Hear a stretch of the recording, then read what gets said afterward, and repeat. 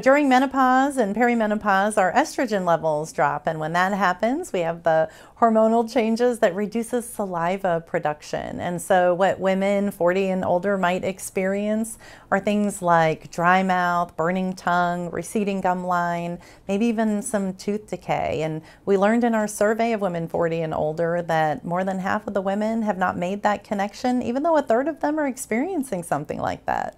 So we learned from dentists that 84% of them are confident in having the conversation, but more than half of them don't want to initiate that. So think about that if you're a woman. How do you want to, come into your next dental visit and maybe you don't feel like saying, hey, I'm in perimenopause or menopausal.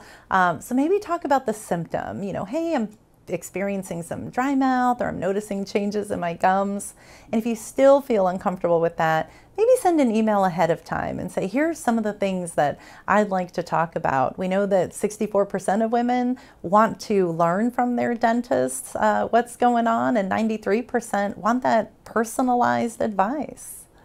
I want to give an example that about half of the women we surveyed would not appreciate, and 2/3 of them are not having this conversation. And it's such a great example, which is, look, oral health is part of overall health. And when the dentist is doing that oral health exam, it can point to and impact your heart health. So think about cardiovascular disease, and when a dentist is identifying maybe periodontal disease when he or she is doing that exam, that's something that you want to know about and really pay attention to, because that's an important indication for your overall health. Well, at Delta Dental, we're already really encouraged. Of the women who participated in this survey, 82% said, oh my gosh, I'm going to go make my appointment and have an appointment every 6 months with a dentist. And most of the women said, I'm going to take better care of my oral health. We also know that 27 million Americans don't go to their primary care physician, but they do go to their dentist. So I feel really encouraged that if we can talk about making sure that we have that and think about that as a health care check-in, we're talking to a health provider, then we're having the right conversations for our overall health and wellness.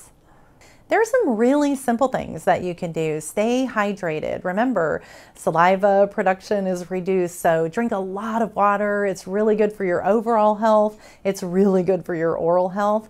Brush twice a day, floss once a day, even though you don't want to, and go see your dentist twice a year. Please go to ddins.co/menopause. We've curated a lot of great information there, including the email you can send to your dentist office.